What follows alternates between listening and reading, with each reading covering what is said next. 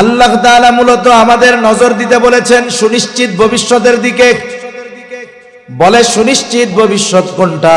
চোখ দুটো বন্ধ হলেই শুরু হবে সুনিশ্চিত ভবিষ্যৎ। সুনিশ্চিত ভবিষ্যৎ কবর, সুনিশ্চিত ভবিষ্যৎ আখিরাত, সুনিশ্চিত ভবিষ্যৎ জান্নাত অথবা জাহান্নাম। আল্লাহ তাআলা আমাকে আপনাকে মূলত ওই সুনিশ্চিত ভবিষ্যতের জন্য কি পাঠাইছি এটার দিকে নজর দিতে বলেছেন। যে দুনিয়ায় তো টাকা জমিয়েছি, হায়াত যদি থাকে, বেঁচে থাকলে বুড়াকালে চলতে পারবো, কিন্তু সুনিশ্চিত ভবিষ্যৎ ওই আখিরাত, ওইখানে ভালো থাকার জন্য আমি কি পাঠাইলাম, কি জমাইলাম, এইটার দিকে আমাদের নজর দেওয়ার দরকার আছে না না? ইয়া আইয়ুহান নাসুত্তাকু রাব্বাকুমুল্লাযী খালাকাকুম মিন নাফসিন ওয়াহিদাহ। আল্লাহ রাব্বুল আলামিন মানব সম্প্রদায়কে উদ্দেশ্য করে বলেন, হে মানব সকল, তোমরা তোমাদের রবকে ভয় করো। আল্লাহ তাআলা এইখানে সমস্ত মানব জাতিকে উদ্দেশ্য করে মুত্তাকি হতে বলেছেন। বুজুর্গানে দিন বলেন, যখন সমস্ত মানুষকে উদ্দেশ্য করে মুত্তাকি হওয়ার কথা আল্লাহ বললেন, এর দ্বারা উদ্দেশ্য যে হে মানব সম্প্রদায়, তোমরা সকলে ঈমান আনয়ন করো। কারণ তাকওয়ার সর্বনিম্ন স্তর হলো ঈমান আনা। যে ঈমান আনে সেই মুত্তাকি। তবে ঈমানদারদেরকে যেই তাকওয়া অর্জনের নির্দেশ আল্লাহ তাআলা দিয়েছেন, এই তাকওয়া নিম্ন স্তরের তাকওয়া নয়। কারণ এনারা তো ঈমান আনার মাধ্যমে তাকওয়ার সর্বনিম্ন স্টেজ, প্রথম স্তর পার করে আসছেন। তাহলে এনাদের কোন তাকওয়া অর্জনের নির্দেশ দিয়েছে? বুজুর্গানে দ্বীনের কিছু কথা নকল করেই শোনাই আপনাদের। তাকওয়ার এক শব্দ হলো ভয় করা, আর এক অর্থ হলো বিরত থাকা। একটি অর্থ ভয় করা, আরেকটি অর্থ বিরত থাকা। ভয় করা, মানুষ সাধারণত অপর আর এক মানুষকে সাধারণত দুইটা কারণে ভয় করে। কয় কারণে? এক নম্বর কারণ, সমাজের সবচাইতে খারাপ, ভয়ঙ্কর, নিকৃষ্ট মানুষটাকে মানুষ ভয় করে। কেন? বলে তার অনিষ্ট থেকে বাঁচার জন্য ভয় করে। আবার সমাজের সবচাইতে সম্মানিত বুজুর্গ মানুষটাকেও মানুষ ভয় করে। বলে তাকে ভয় করে তার অনিষ্ট থেকে বাঁচার জন্য নয়, বরং তিনি তো সম্মানিত একজন ব্যক্তি, তার আজমত সম্মানের দিকে খেয়াল রেখে মানুষ তাকে ভয় করে। প্রথম ধরনের ভয়ের ভিতরে থাকে ঘৃণা, আর দ্বিতীয় ধরনের ভয়ের মধ্যে থাকে মহব্বত, ভালোবাসা। তাহলে বান্দা আল্লাহ তাআলাকে ভয় করবে। বলে কেন? বলে বান্দার স্রষ্টা হলেন আল্লাহ, আমাকে আপনাকে সৃষ্টি করেছেন আল্লাহ। আমাদের রব প্রতিপালক হলেন আল্লাহ, আমাদের রিজিক দাতা হলেন আল্লাহ। বান্দা আল্লাহর আজমতের দিকে খেয়াল করে ভয় করবে আল্লাহ তাআলাকে। আর এই ভয়ের মধ্যে থাকবে মহব্বত, এই ভয়ের মধ্যে থাকবে ভালোবাসা। বলে তাকওয়ার আরেক অর্থ হলো বিরত থাকা। কিসের থেকে? বলে আল্লাহ তাআলা যা নিষেধ করেছেন সেগুলো থেকে। বুজুর্গানে দিন বলেন, এই দুইটা শব্দের সমন্বয় যদি ঘটানো হয়, বলে তাকওয়া কাকে বলে? বলে আল্লাহর আজমতের দিকে মহব্বতের সাথে ভয় করে তার নিষেধ বিষয়গুলো থেকে বেঁচে থাকার নাম হলো তাকওয়া। আর যেই মুমিন এই কাজ দুইটা করবে, বলে সেই মুমিন হয়ে গেল প্রকৃত মুত্তাকি। তাহলে আল্লাহ তাআলা আমাদেরকে আপার ক্লাসের মুত্তাকি হওয়ার নির্দেশ দিয়েছেন, যারা ঈমানদার তাদের জন্য। কোরআনুল কারীমের অন্যতম একটা বৈশিষ্ট্য হলো, কোরআনে আল্লাহ তাআলার যত নির্দেশ আছে, আল্লাহ তাআলা শুধু নির্দেশ করেন তা না, ওই নির্দেশ বাস্তবায়নের পদ্ধতিও আল্লাহ তাআলা বলে দেয়। সুবহানাল্লাহ। একটা হলো শুধু আদেশ দিছে, আল্লাহ তাআলা শুধু আদেশ দেন না, আদেশ দেওয়ার সাথে সাথে তিনি এটাও জানায় দেন কেমনে এই আদেশ বাস্তবায়ন করবা। এটা সাধারণত দুইটা পদ্ধতিতে হয়। একটা হলো আদেশ করার সাথে সাথে ওই আদেশ বাস্তবায়নের পদ্ধতি আল্লাহ সুস্পষ্টভাবে বলে দেন। আরেকটা হলো সুস্পষ্টভাবে বলেন না, তবে তিনি মোটামুটি ইঙ্গিত দিয়ে দেন, সূত্র দিয়ে দেন যে তুমি যদি এই জায়গায় যাও, এই কাজ করো, তাহলে আমার এই আদেশ বাস্তবায়নের পদ্ধতি জানতে পারবা। যেমন একটা উদাহরণ দেই, ঈমানের পরে সবচেয়ে গুরুত্বপূর্ণ ইবাদত হলো নামাজ। ঈমানের পরে সবচেয়ে গুরুত্বপূর্ণ ইবাদত কি? জোরে বলেন। নামাজের আদেশ আল্লাহ তাআলা দিয়েছেন কোরআনে, কিন্তু কেউ যদি এই চিন্তা করে যেই আদেশ কোরআনে আছে ওই আদেশ কেমনে বাস্তবায়ন করব, এটাও স্পষ্টভাবে কোরআন থেকে শিখব, কিন্তু বাস্তবতা ভিন্ন। যদিও আল্লাহ তাআলা কোরআনুল কারীমের মধ্যে নামাজের আদেশ দিয়েছেন, এই চিন্তা করে এই কোরআন যদি এই পৃথিবীর শ্রেষ্ঠ আলেমদেরকে ধরিয়ে দেওয়া বলা হয় যে আমরা ফজরের 2 রাকাত নামাজ যেই পদ্ধতিতে পড়ি, যা যা পড়ি, যা যা করি, একেবারে সব কিছু শুধু কোরআন থেকে বের করে দিবেন, হাদিসের কাছে যাইতে পারবেন না, নবীর সুন্নাহ ধরতে পারবেন না, কিয়ামত পর্যন্ত যদি হায়াত দিয়ে দেওয়া হয় আর শুধু কোরআন থেকে যদি 2 রাকাত ফরজ নামাজ বা সুন্নাত নামাজের পদ্ধতি বের করতে বলা হয়, বলেন তো সমগ্র পৃথিবীর উলামায়ে কেরাম একত্রিত হয়ে শুধুমাত্র কোরআন থেকে ফজরের 2 রাকাত নামাজ যেভাবে পড়া হয় এটা বের করতে পারবে নাকি? সম্ভব না। কেন সম্ভব না? বরং কারণ নবীজি জানায়া দিয়েছেন নামাজের আদেশ আল্লাহ তাআলা কোরআনুল কারীমের মধ্যে করেছেন ঠিক, কিন্তু নামাজ পড়ার পদ্ধতি সুস্পষ্টভাবে আল্লাহ বলে দেন নাই। সেই জন্য নবীজি বলেন সল্লু কামা রাআইতুমুনি উসাল্লি। নামাজের আদেশ তো আল্লাহ তাআলা করেছে, কেমনে নামাজ পড়বা? নবীজি বলেন আমাকে যেভাবে নামাজ পড়তে দেখো সেইভাবে তোমরা নামাজ পড়ো। তাহলে নামাজের আদেশ করেছেন আল্লাহ, আর এই পদ্ধতি শেখার ব্যবস্থা আল্লাহ তাআলা আমার আপনার নবীর মাধ্যমে আমাদের কাছে দিয়েছেন। এক একটা উদাহরণ দিতে গেলে লম্বা সময় চলে যাবে। মূল কথা হলো আল্লাহ তাআলা কোরআনুল কারীমের মধ্যে যখন কোনো আদেশ দেন, হয়তো ওই আদেশ বাস্তবায়নের সুস্পষ্ট নীতিমালা পদ্ধতিও বইলা দেন। যদি সুস্পষ্টভাবে না বলেন, কমপক্ষে ইশারা ইঙ্গিত দিয়া বুঝায়া দেন, জানায়া দেন যে এই জায়গায় যাও, তাহলে আমার আদেশের বাস্তবায়ন কিভাবে করতে হবে পাবা। আর তাকওয়ার ব্যাপারে আল্লাহ তাআলা নির্দেশ দেওয়ার পর আল্লাহ তাআলা কোনো ইঙ্গিত দেন নাই, বরং কোরআনুল কারীমের বিভিন্ন জায়গায় সুস্পষ্টভাবে মুত্তাকি হওয়ার পদ্ধতিগুলোও আল্লাহ তাআলা জানিয়ে দিয়েছে। এজন্য মনে রাখতে হবে যে কোরআনে যখন শরীয়তে ইসলামে অনেক কিছু আছে হারাম, যেটা আপনি কোরআনে পাবেন না। এই হারাম করছে কে? বলে মুহাম্মাদুর রাসূলুল্লাহ সাল্লাল্লাহু আলাইহি ওয়াসাল্লাম। আমার আপনার নবী হলেন শরীয়ত প্রণেতা।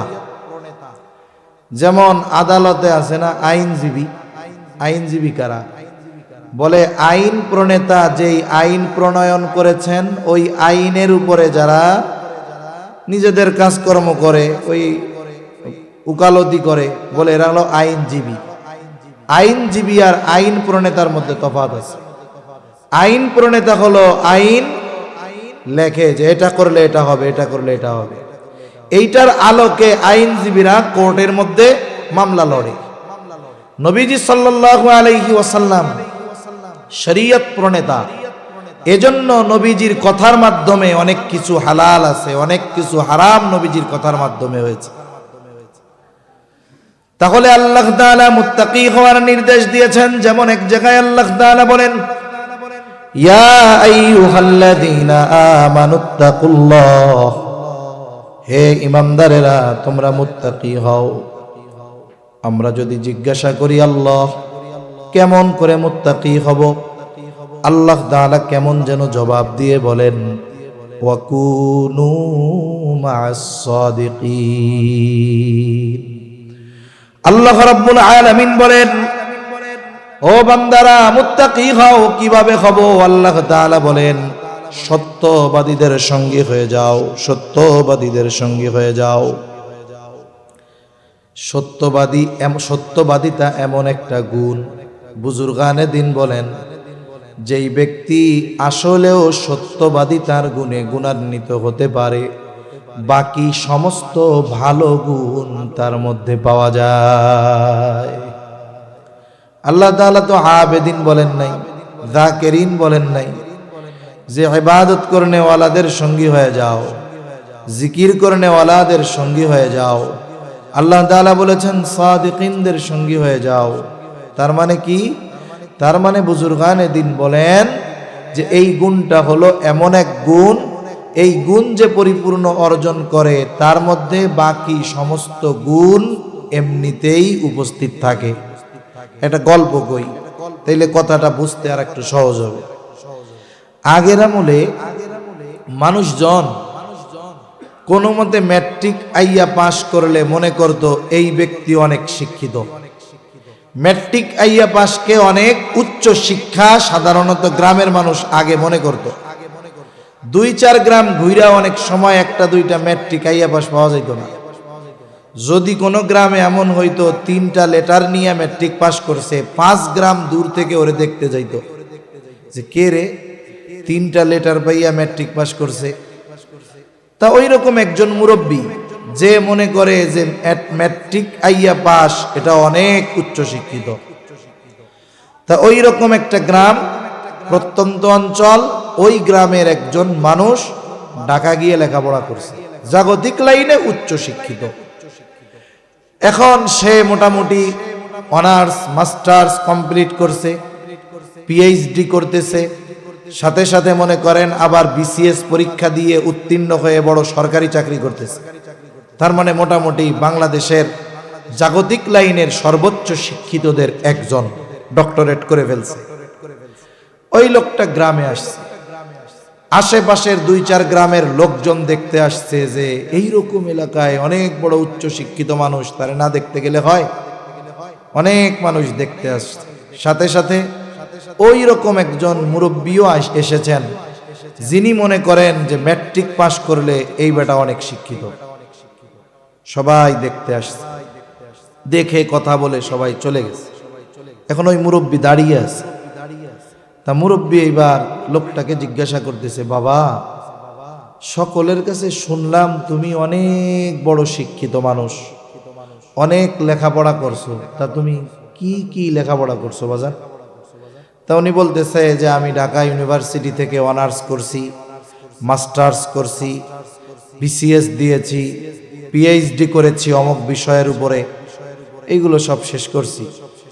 তা মুরব্বী মানুষ কি বুঝে? ম্যাট্রিক পাস করলে বড় শিক্ষিত। এখন ম্যাট্রিক পাসের কথা তো আর কয় নাই। এখন মুরব্বী জিজ্ঞাসা করে, বুঝলাম এত লেখাপড়া করছো, তা বাজান তুমি কি আইএ পাস করছিলা বাজান? কথা বুঝেন নাই মনে হয়। এখন মুরব্বী মনে করছে কি আইয়া পাস অনেক পাস, এত কথা কইলো, আইয়া পাসের কথা তো কইলো না, কেমন বড় শিক্ষিত হইল? বলেন তো, যে অনার্স করতে চায় তাকে তো অবশ্যই আগে আইয়া পাস করতে হবে, এইচএসসি পাস করতে হবে। মনে করেন একজন জিজ্ঞাসা করছে এক আলেমকে, আপনার নাম কি? বলতেছে আমার নাম মুফতি আব্দুল্লাহ, কথার কথা। এখন সে জিজ্ঞেস করে, আপনি মুফতি বুঝলাম ভাই, আপনি কি মৌলানা হয়েছিলেন নাকি? এখন বলেন তো, যেই লোক মাওলানা হয় নাই, দাওরা পাস করে নাই, সে কি মুফতি হইতে পারবে? ইফতা পড়ার যোগ্যতাই তো তার হয় নাই। তার মানে দেখেন, কেউ যদি বলে আমি মাস্টার্স কমপ্লিট করছি, তাহলে সে অনার্স কমপ্লিট করা, সে এইচএসসি পাস করা, সে এসএসসি পাস করা, সে জেএসসি পাস করা, সে পিএসসি পাস করা। তার মানে বোঝা গেল কি আগের সবগুলা তার মধ্যে আছে, এই জন্যই মাস্টার্স সে পাশ করতে পারছে। অনুরূপভাবে সাদিকিন, সত্যবাদীদের সঙ্গী হও। আরে সত্যবাদী তো সেই হতে পারে বলে বাকি ভালো গুণগুলো যার মধ্যে আছে। আল্লাহ রাব্বুল আলামিন এই জায়গায় সাদিকিনদের সঙ্গী হওয়ার কথা বললেন, সাথে সাথে আরেকটা বিষয়ের দিকে খেয়াল রাখা, এটা হলো সোহবত, সঙ্গ, সংস্পর্শ, সাথে থাকা। এই যে ভালো মানুষের সাথে থাকার দ্বারা কি হয়, বলে ভালো গুণ তার মধ্যে আসে। আপনি আমি যদি আমাদের জ্ঞানকে, আমাদের চরিত্রকে উন্নত করতে চাই, বলে কি করতে হবে, আমার স্তর হলো এই জায়গায় ভালোর স্তর। আমাকে আমার চাইতে যে ভালো তার সঙ্গ যদি গ্রহণ করি, তাহলে আমার মধ্যে ভালো গুণ বাড়বে নাকি কমবে? আবার আমি ভালো এতটুক, কিন্তু আমার বন্ধু বান্ধবগুলো খারাপ, মানে নিচে। এখন আমি যত ভালো হই, খারাপগুলার সাথে যদি মিশি, বলেন তো আমি আগের চাইতে ভালো হব না খারাপ হব? তাহলে বোঝা গেল সঙ্গের একটা প্রভাব আছে, সোহবতের প্রভাব আছে। গ্রামের ভাষায় বলে সঙ্গ দোষে লোহাও ভাসে। আমি আপনি যদি এই সমস্ত ভালো মানুষগুলার সাথে সঙ্গী হই, সময় দেই, তাহলে তাদের মধ্য থেকে ভালো গুণগুলো আমার আপনার মধ্যে আসবে। মনে রাখতে হবে, চুম্বকের একটা আকর্ষণ শক্তি আছে, সে আরেকটা লোহাকে আকর্ষণ করতে পারে। চুম্বকের চাইতে তুলনামূলকভাবে শক্ত হলো লোহা। লোহা যত শক্ত হোক না কেন, লোহার মধ্যে অন্য আরেকটা লোহাকে আকর্ষণ করার ক্ষমতা নাই। কিন্তু এই লোহা যদি নিজের শক্তির অহংকার না করে, তার চাইতে একটু দুর্বল কিন্তু আকর্ষণ করার শক্তি আছে, ওই চুম্বকের সাথে 10-15 দিন লাইগা থাকে। বাড়িতে গিয়া খেয়াল করবেন, অনেক ছোট ছোট চুম্বক ঘরে থাকে, ওর সাথে ছোট লোহার টুকরা 2-1টা লাগায় রাখবেন। 15-20 দিন পরে যখন ওটা টান দিয়ে খুলবেন, লোহা যখন আরেকটা লোহার দিকে ধরা হবে, চুম্বকের সাথে থাকার কারণে ওই লোহার মধ্যেও আকর্ষণ করার কিছু যোগ্যতা চলে আসবে। এজন্য এই সোহবত, সংস্পর্শ, সঙ্গ, এটা জীবনে সব জায়গায় দরকার। যেমন দেখেন না, অনেকের ভালো সন্তান খারাপ মানুষের সাথে মেশার কারণে, বন্ধু খারাপ হওয়ার কারণে ছেলে খারাপ হয়ে যায়। এজন্য একেবারে জীবনের শুরু থেকে নিয়ে বাচ্চা কাচ্চা যখন 6-7 বছর বয়স হয়, আস্তে আস্তে মা বাবার থেকে দূরে সরা শুরু করে। এটা সৃষ্টিগতভাবে আল্লাহ রেখে দিয়েছেন। এ সরবেই, আপনার ভালো লাগলেও সরবে, না লাগলেও সরবে। কিন্তু তখন আমার আপনার দায়িত্ব কি, যে ছেলে তো এখন সঙ্গী নির্বাচন করবে খেলার জন্য, চলার জন্য। আপনার আমার দায়িত্ব কি, বলে ওর সঙ্গীটা ভালো কিনা এটা যাচাই বাছাই করা, ওকে একটা ভালো সঙ্গীর সাথে জুড়িয়ে দেওয়া, ওর চেয়ে যে ভালো তার সাথে বন্ধুত্ব করায় দেওয়া। তাহলে কি হবে, ছেলেটা আস্তে আস্তে ভালো সঙ্গীর কারণে ওর মধ্যে ভালো গুণ আসবে। আর যদি বন্ধু খারাপ হয়, মোবাইল দেখাওয়ালা হয়, টেলিভিশন দেখাওয়ালা হয়, আস্তে আস্তে সন্তানের মধ্যে ওর খারাপ গুণগুলো চলে আসতে থাকবে। জীবনের প্রত্যেক ক্ষেত্রে সঙ্গর দরকার। আর মুত্তাকি হওয়ার জন্য এই গুণে গুণান্বিত মানুষের সাথে থাকা দরকার, সঙ্গ দেওয়া দরকার। আমি আপনি আমার আপনার কর্মস্থলে ওই রকম বন্ধু নির্বাচন করার দরকার। প্রতিষ্ঠান লেখাপড়া করি, ভালো সঙ্গী নির্বাচন করা দরকার। সাথে সাথে একজন আহলুল্লাহ বুজুর্গের হাতে নিজেকে সুপার্দ করে দেওয়া দরকার, যেই মুত্তাকি বান্দা, যেই সাদেক বান্দা আমাকে আপনাকেও তার মতো করে গড়ে তোলার যোগ্যতা রাখে। এরকম মানুষের সাথে সংস্পর্শতা দরকার। যেমন আপনাদের এখানে আজকে যিনি আসবেন, আজকের প্রধান অতিথি পীরে কামেল হযরত মাওলানা ফজলে ইলাহি সাহেব, পীর সাহেব উজানি, এই ধরনের মানুষের সংস্পর্শতা আমাদের দরকার, সোহবত আমাদের দরকার। তাদের সাথে সম্পর্ক রাখা এটা জরুরি। তাহলে মুত্তাকি হওয়ার জন্য 1 নাম্বার পদ্ধতি আল্লাহ বলেন সত্যবাদীদের সঙ্গী হয়ে যাও। 2 নাম্বার পদ্ধতি আল্লাহ তাআলা কোরআনুল কারীমের মধ্যে বলেন, ইয়া আইয়ুহাল্লাযীনা আমানুত্তাকুল্লাহ, আল্লাহ তাআলা বলেন, হে ঈমানদারেরা, তোমরা মুত্তাকি হও। আমরা যদি এখন প্রশ্ন করি, আল্লাহ আমরা কেমন করে মুত্তাকি হব? আল্লাহ তাআলা বলেন, ওয়াল তানজুর নাফসুম মা কদ্দামাত লিগাদ। তুমি নিজের দিকে নজর দাও, আগামীর জন্য তুমি কি প্রেরণ করেছ। আগামী হইল ভবিষ্যৎ, যেমন আগামী কাল, এটা কি ভবিষ্যৎ। আগামী অথবা ভবিষ্যৎ এটা দুই ধরনের, একটা হলো অনিশ্চিত ভবিষ্যৎ, আর একটা হলো সুনিশ্চিত ভবিষ্যৎ। বাস্তবতা হলো আমরা অনিশ্চিত ভবিষ্যৎ নিয়ে যতটা চিন্তিত, যতটা মেহনত করি, যতটা ফিকির করি, সুনিশ্চিত ভবিষ্যৎ নিয়ে তার কিছুই করি না। যেমন একটা লোক সরকারি চাকরি পাইছে 20 বছর বয়সে, চাকরি করবে কয় বছর পর্যন্ত? বলে 62 বছর বয়স পর্যন্ত, তাই না? 62 বছরে অবসরে যাবে।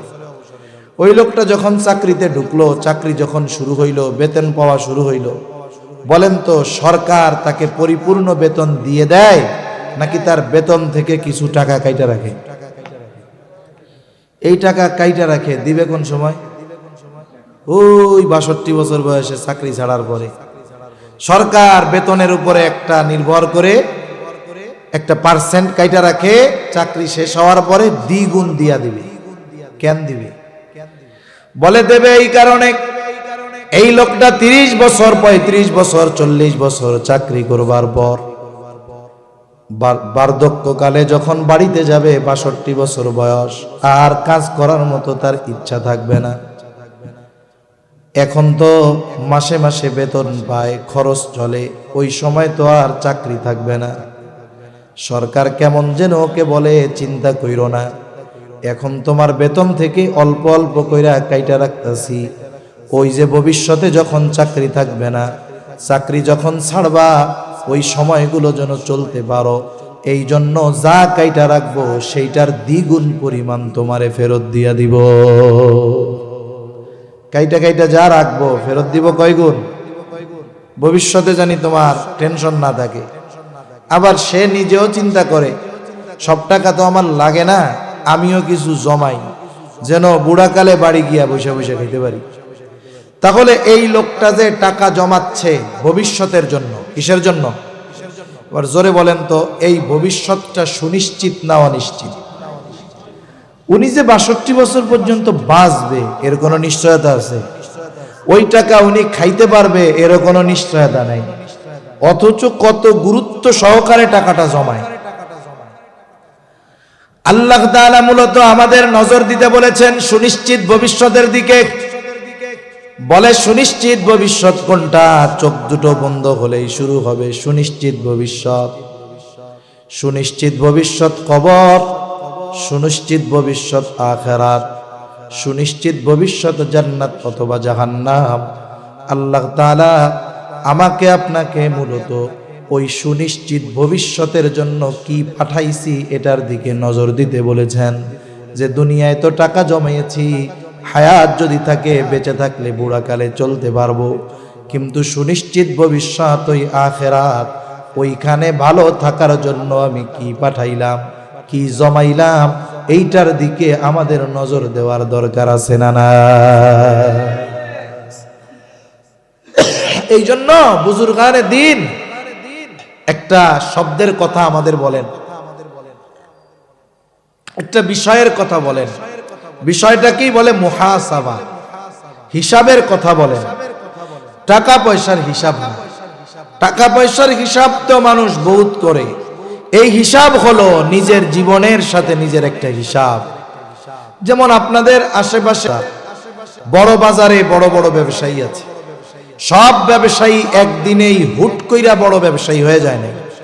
দেখা যাবে অনেক ব্যবসায়ী আছে ব্যবসা শুরু করেছে 3000 টাকা পুঁজি নিয়ে, কিন্তু এই ব্যক্তির অধ্যবসায়, এই ব্যক্তির ব্যবসার নীতিমালা, সততা, একটা সময় তাকে 3000 টাকার পুঁজি থেকে 3 কোটি টাকার মূলধনের মালিক আল্লাহ বানায় দিছে। ঠিক কিনা বলেন? সফল ব্যবসায়ীদের কিছু গুণ আছে যেগুলো তারা প্রতিনিয়ত ফলো করে, খেয়াল করে। বলে গুণগুলো কি? গুণগুলোর মধ্যে অন্যতম গুণ হলো যখন বাজারে সব দোকান বন্ধ হয়ে যায়, তারাও দোকানের শাটার নামায় দেয়। এইবার শাটার নামায়া দিয়া ভেতরে বসে সারা দিনের হিসাব করে। সাধারণত 4টি হিসাব তারা করে। কয়টা হিসাব? 4টা হিসাব। 1 নাম্বার হিসাব করে আজকে সারা দিনে বেচা কেনা কত হইল। 2 নাম্বার হিসাব করে আজকে সারা দিনে কয় টাকার মাল কেনা হলো। 3 নাম্বার হিসাব সারা দিনে বাকি কত টাকা দেওয়া হলো। আর 4 নাম্বার হিসাব এই সমস্ত কিছুকে সামনে রেখে বের করে আজকে বিক্রয়ের উপরে আমার এই লাভ্যাংশ কত। তার মানে 1 লাখ টাকা সেল দিলাম, লাভ কত আছে। যে ব্যবসায় প্রসিদ্ধ দক্ষ বলে বিক্রয়ের উপরে লাভের অংশ সে বলে দিতে পারবে। হয়তো 19-20 হতে পারে। আপনি যদি মুদি দোকানদারকে গিয়া জিজ্ঞাসা করেন, ভাই তোমার যদি 1 লাখ টাকা বেচা কেনা হয় কয় টাকা লাভ হবে, ও একটা পরিমাণ বলবে, হয়তো 19-20 হতে পারে। তার মানে যে ব্যবসায় দক্ষ সে ওই ব্যবসার কত টাকায় কত লাভ সেটা বলে দিতে পারে। এখন হিসাব করছে বেচা কেনা 1 লাখ, কিন্তু বাকি গেছে 25,000। আর তার ব্যবসার হিসাব হলো 1 লক্ষ টাকার মাল বিক্রি হলে 20,000 টাকা লাভ হয়। এখন বলেন তো 25,000 যদি বাকি গিয়ে থাকে, আজকের দিনের লাভ তার পকেটে আছে, বরং আরো তার মূলধন থেকে 5,000 মানুষের পকেটে চলে গেছে। এখনো কি চিন্তা করবে? দোকানের অন্যান্য কর্মচারীদের বলবে, এই আগামীকালকে থেকে যদি আমার আব্বাও বাকি চাই দিবি না। এই 25,000 আমি কম বিক্রি করব। এই 25,000 যদি বাকি না দেই আমার তো 75,000 বিক্রি হবে। 75,000 হইলে আমার 15,000 লাভ থাকবে, আর লাভের টাকাটা আমার পকেটেও থাকবে। সেল বেশি দিয়া বাকি দিয়া মানুষের পকেটে নিজের টাকা দেওয়ার কোনো দরকার নাই। আগামীকাল থেকে সেল কম হোক, সব নগদ হবে। এই বইলা দোকানে তালা মেরে বাড়ি চলে গেল। এই যে 1 ঘন্টা হিসাব করার পরে কি হলো, বলে আগামী দিনের কর্মপন্থা নির্ধারিত হলো, যে আগামী দিন ব্যবসার পলিসি পদ্ধতি কি হবে। হিসাব করে বাড়ি গিয়া এই চিন্তা করে বাড়ি চলে গেছে। জীবনের মুহাসাবাও এরকম হবে। রাতে যখন সর্বশেষ আমরা ঘুমাইতে যাব, মাথার সাথে বালিশটা লাগামু। এখন তো কাম হইল মাথার সাথে বালিশ লাগানোর আগে হাতে মোবাইল না থাকলে কাম হয় না। এটা বাদ দিতে হবে। চিকিৎসা বিজ্ঞান বলে এটা এমনিতেই ক্ষতি। এর একটা রেডিয়েশন আছে, নেটওয়ার্কের একটা রেডিয়েশন। এটা যত কাছে থাকে মোবাইল মানুষের তত ক্ষতি হয়। বাচ্চা কাচ্চার কাছে থাকলে ক্ষতি হয়। এজন্য রাতের বেলা উচিত মোবাইল না টিপে দূরে রাখা। আর মানুষ রাতে যখন একাকী থাকে, এই যে শুইছে, এই সময় সে তার ব্রেনটাকে যেদিকে নেয়, চিন্তাটাকে যেদিকে নেয়, তার ব্রেন চিন্তা ওই দিকেই যায়। মোবাইল দিয়া যদি শুরু করে ওই দিকে যাবে। ওইটা বাদ দিয়া যদি সে চিন্তা করে আজকে আমি একটু আমার জীবনের হিসাব করি, তো যে আজকে সারা দিন আমি কতগুলা ভালো কাজ করছি, কতগুলা মন্দ কাজ করছি, একটু হিসাব করি। তার ব্রেন এখন ভালো কাজের দিকে যাচ্ছে। এখন সে হিসাব করে দেখা গেল সারাদিন তার যেই পরিমাণ ভালো কাজ তার চাইতে গুনার কাজগুলা বেশি, অথবা দেখলো যেই পরিমাণ মন্দ কাজ তার চাইতে ভালো কাজ বেশি, তাহলে তো ভালো। আবার যদি দেখে মন্দ কাজ বেশি ভালো কাজ কম, তখন হয়তো তার হৃদয়ের মধ্যে চিন্তা আসবে, আরে আমার কত পরিচিত জন, বন্ধু বান্ধব, আত্মীয় স্বজন রাতের বেলায় ঘুমিয়েছে আর ঘুম থেকে উঠতে পারে নাই। কারণ যখন আমরা ঘুমাই, ঘুম ভাঙলে সকাল, না ভাঙলেই পরকাল। হয়তো হতে পারে এই রজনী, এই ঘুম আমার জীবনের শেষ ঘুম। আমি যদি আজ মারা যাই আর আমার আমল নামায় যদি নেকের চাইতে গুনাহ বেশি হয়, তাহলে হয়তো কিয়ামতের দিন গুনাহগার পাপাচারীদের কাতারে আমাকে আল্লাহর সামনে হাজির হতে হবে।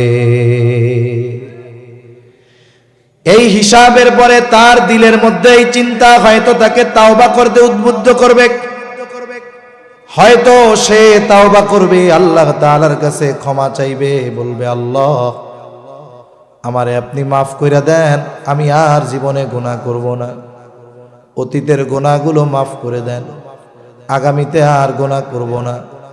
এই যে একনিষ্ঠ তাওবা, তাওবা শুধু আস্তাগফিরুল্লাহ পড়ার নাম না। মুখ দিয়ে আস্তাগফিরুল্লাহ পড়লো কিন্তু আন্তরিকভাবে ওই পাপের জন্য সে অনুতপ্ত হইল না, পাপটা ছাড়লো না, আবার পাপ না করার ব্যাপারে দৃঢ় প্রতিজ্ঞাবদ্ধ হইল না। শুধু মুখ দিয়া আস্তাগফিরুল্লাহ পড়লে ওই ধরনের মানুষের তাওবা আল্লাহর কাছে কবুল হবে না। তাওবার জন্য গুনাহ ছাড়তে হবে, না করার ব্যাপারে দৃঢ় প্রতিজ্ঞাবদ্ধ হতে হবে, অতীতে যে করছে এটার ব্যাপারে লজ্জিত হতে হবে। আর যদি বান্দার হক সম্পৃক্ত থাকে তাহলে বান্দার হক আদায় করতে হবে। এইভাবে যদি সে করে তাহলে আস্তাগফিরুল্লাহ যদি মুখ দিয়া নাও কয়, অন্তরের খবর আল্লাহ জানে কি জানে না। এই যে রাতের বেলা একনিষ্ঠ চিত্তে আল্লাহর কাছে বলল, আশা করা যায় আল্লাহ তারে মাফ করে দিবে। আল্লাহ না করুক ওই রাতটা যদি তার জীবনের শেষ রাত হয়ে যায়, ওর চেয়ে সৌভাগ্যবান আর কে আছে?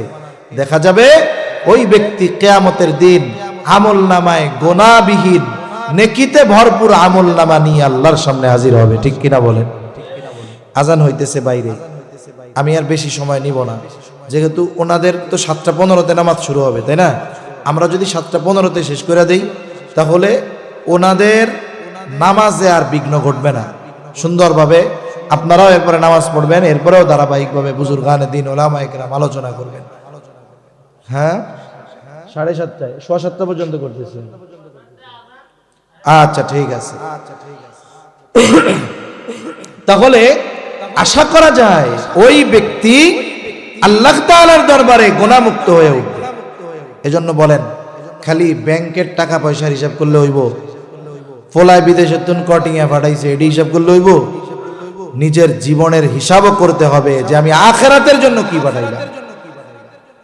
এই চিন্তা, এই ভয় যার মধ্যে থাকে, এই লোকগুলো পাপ করতে পারে না, এই লোকগুলো গুনাহ করতে পারে না।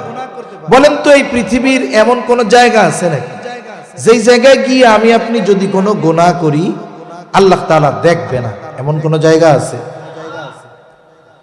আল্লাহ তাআলা বলেন, ওয়ালাকাদ খালাকানাল ইনসানা ওয়া না'লামু মা তুওয়াসওয়িসু বিহি নাফসুহু ওয়া নাহনু আকরাবু ইলাইহি মিন হাবলিল ওয়ারিদ।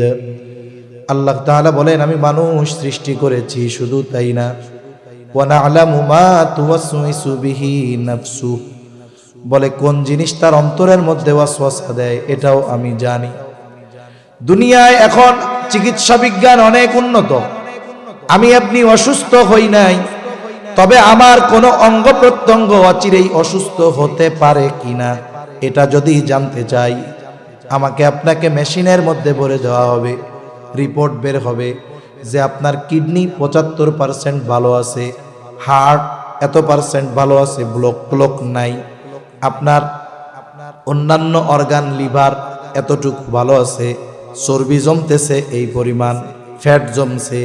তার মানে দেখেন, অসুস্থ হওয়ার আগে আমি আপনি খোঁজ খবর পাইতে পারি যে অসুস্থ হব কিনা।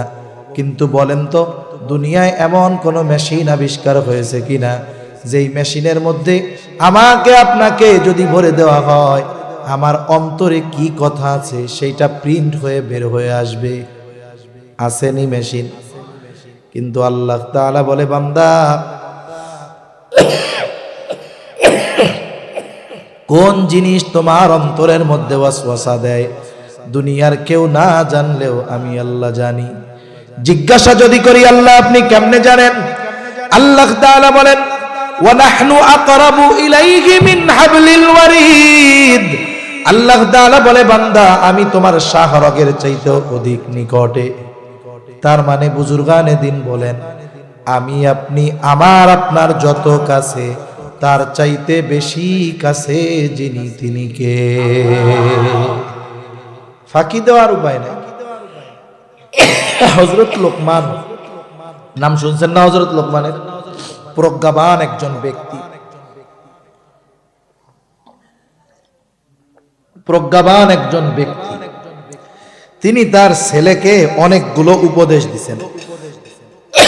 উপদেশগুলো আল্লাহ তাআলার কাছে খুব পছন্দ হয়েছে। হযরত লোকমান কোন সময় দুনিয়ায় ছিলেন? উনি দাউদ আলাইহিস সালাম নবুয়ত পাওয়ার আগ পর্যন্ত মাসলা মাসাইল বর্ণনা করতেন। দাউদ আলাইহিস সালাম নবুয়ত পাওয়ার পর উনি আর মাসলা মাসাইল বর্ণনা করেন নাই। তার মানে ওনার সময়কাল দাউদ আলাইহিস সালামের আগে। তা আল্লাহ তাআলার কাছে নসিহতগুলো খুব পছন্দ হয়েছে। আল্লাহ দাউদ আলাইহিস সালামের উপরে কিতাব নাজিল করেছে, জবুর। ওইখানে আল্লাহ নসিহতগুলো নাজিল করেন নাই। তাওরাত নাজিল করেছেন মুসা আলাইহিস সালামের উপর, ওইখানে আল্লাহ তাআলা লোকমান আলাইহিস সালামের এই উপদেশগুলো নাজিল করেন নাই। ঈসা আলাইহিস সালামের উপরে ইনজিল নাজিল করেছেন, ওইখানে আল্লাহ নাজিল করেন নাই। উপদেশগুলো আল্লাহ রাইখা দিয়েছেন মুহাম্মাদুর রাসূলুল্লাহ সাল্লাল্লাহু আলাইহি ওয়াসাল্লামের উম্মতদের জন্য।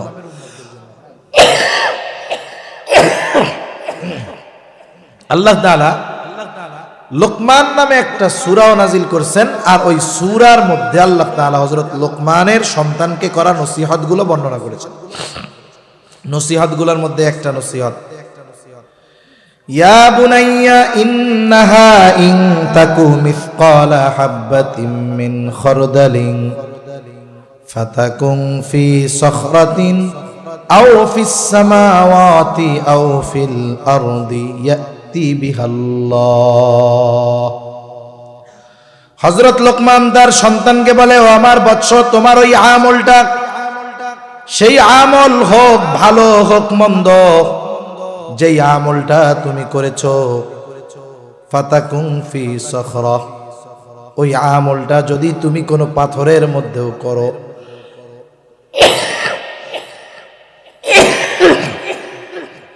আল্লাহ যে কি দিছে সব আল্লাহর ইচ্ছা, উঠেই না কাশ। কি যে কষ্ট হয় কথা বলতে, 1 ঘন্টা কথা বললে মনে হয় 7 ঘন্টার কথা বলার কষ্ট হয়।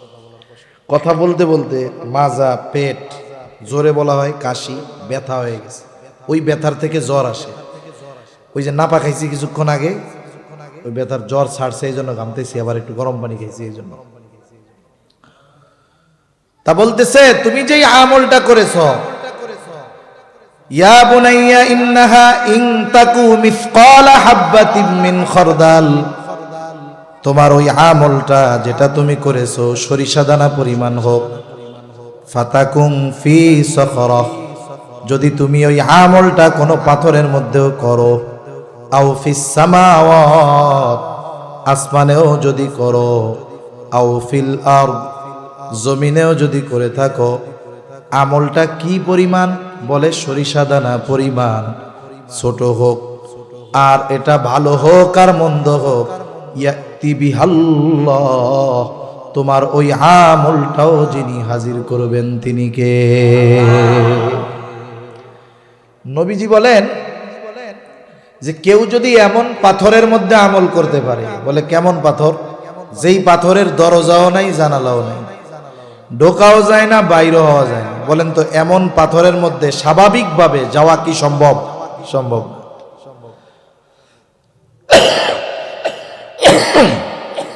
ওই অসম্ভব জায়গায় যদি কেউ যাইয়া কোনো আমল করে, ওই আমলটা যদি সরিষা দানা পরিমাণ হয়, ওই আমলটাও কিয়ামতের দিন হাজির করবেন কে? কোন তো এই বিশ্বাস যার মধ্যে থাকবে, ও কি এই চিন্তা করবে নাকি যে আমি দরজা আটকায় কম্বলের তলে গোনা করলে মনে হয় আল্লাহ দেখবে না? যে ওই বিশ্বাস করে যে আমার সরিষা দানা পরিমাণ আমলটাও আল্লাহ দেখতেছেন, হাজির করবেন, আমল সহ আমল করনেওয়ালাকে হাজির করা হবে, এই বিশ্বাস যার মধ্যে পরিপূর্ণভাবে থাকবে, ওই লোকটা মানুষের সামনে হোক, অগোচরে হোক, দিনে হোক, রাতে হোক, ঘরে হোক, ওর চরিত্র সব জায়গায় সমান হয়ে যাবে। ঠিক কিনা বলে? কারণ সে মানুষের ভয় করবে না, চিন্তা করবে আমি পাপ করতেছি, দেখেন কে? আল্লাহ। এই চিন্তা, এই অনুভূতি আমাদেরকে তাকওয়া অর্জনে সহায়ক হবে, মুত্তাকি হওয়ার জন্য আমাদের জন্য সহজ হয়ে যাবে। এই জন্য দিলের মধ্যে এই কথাটাকে সব সময় স্মরণ রাখবো, যে আমাকে কেউ না দেখলেও আল্লাহ তাআলা দেখে। এইভাবে যদি জীবন অতিবাহিত করতে পারি, আশা করা যায় তাকওয়া অর্জন করা আমাদের জন্য সহজ হয়ে যাবে। এখন আসেন, যদি মুত্তাকি হই লাভ কি? আল্লাহ তাআলার যত আদেশ নিষেধ আছে এগুলো মেনে চললে শুধু আখিরাতের লাভ না, দুনিয়ার লাভ আছে না নাই? দুনিয়ার লাভ কি? আল্লাহ তাআলা বলেন, ওয়ামান ইয়াত্তাকিল্লাহা ইয়াজআল লাহু মাখরাজা ওয়া ইয়ারযুকুহু মিন হাইথু লা ইয়াহতাসিব। আল্লাহ তাআলা বলেন, মান ইয়াত্তাকিল্লাহ, যে আল্লাহ তাআলাকে ভয় করে, তার মানে যে বেটা মুত্তাকি, বলে মুত্তাকিকে আল্লাহর আজমতের দিকে খেয়াল রাইখা মোহাব্বতের সাথে ভয় কইরা আল্লাহর নিষেধ বিষয়গুলো থেকে বেঁচে থাকে, বলে এই কামটা যেই লোকটা করে, ওই লোকটা যদি কখনো কোনো বিপদ আপদ মুসিবতে পইড়াই যায়, আল্লাহ তাআলা বলেন ইয়াজআল লাহু মাখরাজা, ওই ব্যক্তির বিপদ থেকে বের হওয়ার রাস্তার ব্যবস্থা যিনি কইরা দেন তিনি কে?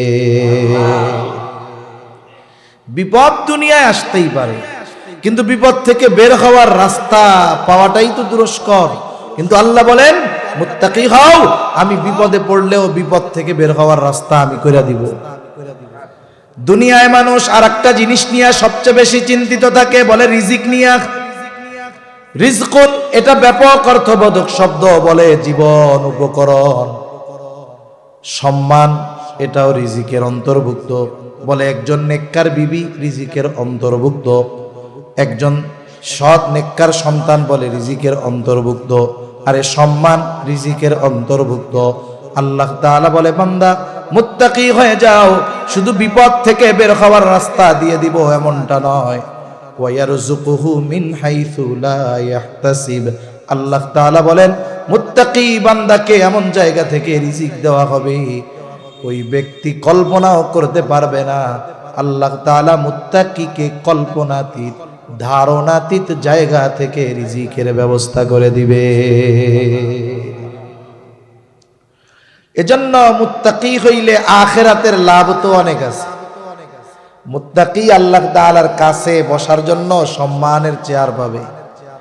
মুত্তাকি আল্লাহ তাআলার নিকটে বসার জন্য সম্মানের চেয়ার পাবে। আখিরাতে অফুরন্ত নেয়ামত তো আছে, দুনিয়ায় আরো নেয়ামত আছে, আরো ফজিলত আছে। লম্বা কথা বলার মতো সময় নাই, চিন্তা করছি হাদিসের 3টা গুণই আপনাদের সামনে বলবো এই জন্য। তাহলে মুত্তাকি হওয়ার নির্দেশ আল্লাহ তাআলা দিয়েছেন, সাথে সাথে নবীজিও বলেন ইত্তাকিল্লাহা হাইসুমা কুনতা, যেখানেই থাকো না কেন সর্ব অবস্থায় ভয় করবা কাকে? আল্লাহ তাআলাকে। 2 নম্বর নবীজি বলেন ওয়াতবি'is সাইয়্যাতাল হাসানাতা তামহুহা, তোমার দ্বারা যদি কখনো মন্দ কাজ হয়ে যায় ভালো কাজ করবা। কেন? বলে ভালো কাজ মন্দ কাজটাকে মিটায় দেয়। আল্লাহ তাআলাও বলেন ইন্নাল হাসানাতি ইউযহিবুনাস সাইয়্যাত, ভালো কাজ মন্দ কাজকে মিটায় দেয়। এই জন্য মন্দ কাজটা যতটুকু হবে ভালো কাজটা কমপক্ষে ততটুকু হইতে হবে। যেমন একজন কবিরা গুনাহ করছে, এটা মন্দ কাজ না? এখন কবিরা গুনাহ করলে তার ভালো কাজ কি? বলে তাওবা। ভালো কাজ কি? তাওবা। এখন একজন মানুষ মনে করেন সারা জীবন মানুষের হক মাইরা খাইছে, মানুষেরটা মাইরা খাইছে, এখন বুড়াকালে চিন্তা করে বাঁচবো আর কয়দিন, এক কাম করি হজ কইরা আসি। কারণ হজের ফজিলত হুজুররা বলছে, যেই ব্যক্তি হজ করলো তার হজ যদি আল্লাহর কাছে কবুল হয়ে যায়, হজ্জে মাবরুর যদি নসিব হয়ে যায়, তাহলে তো তার অবস্থা কি? বলে রজাআ কায়াউমা ওয়ালাদাতুহু উম্মু, সে কেমন যেন সদ্য ভূমিষ্ঠ শিশুর ন্যায় নিষ্পাপ হয়ে যায়। তাহলে এক কাম করি, অতীতে তো পাপ কম হয় নাই, আমি যাই হজ করে আসি। এবার হজ করে আসছে, 3 মাস পর পর ওমরা করতে যায়। মক্কা শরীফের পাশে 1000 দানার তসবি কিনতে পাওয়া যায়। চিন্তা করছে এই তসবি কিনা নিয়ে যাই, মসজিদের মধ্যে ঢুকমু আর বাইরে হমু না, সারাদিন শুধু আল্লাহর কাছে মাপ চামু আর আস্তাগফিরুল্লাহ আস্তাগফিরুল্লাহ পড়মু। বলেন তো এই লোক যদি 1000 বছর হায়াত পায়, আস্তাগফিরুল্লাহ পইড়াই কাটায়, বান্দার হক আদায় করে নাই, ওর যে পাপের কাজ, ওর বিপরীতে যেই ভালো কাজ ছিল সেটা কি করা হবে? ওর পাপ কি মাপ হবে? সেজন্য বুঝতে হবে পাপটা যেমন ভালো কাজটা তেমন হইতে হবে। যদি ওরকম হয় তাহলে কি হবে? তামহুহা, ওই মন্দ কাজটা তাইলেই মিটবে, নাইলে কিন্তু মিটবে না।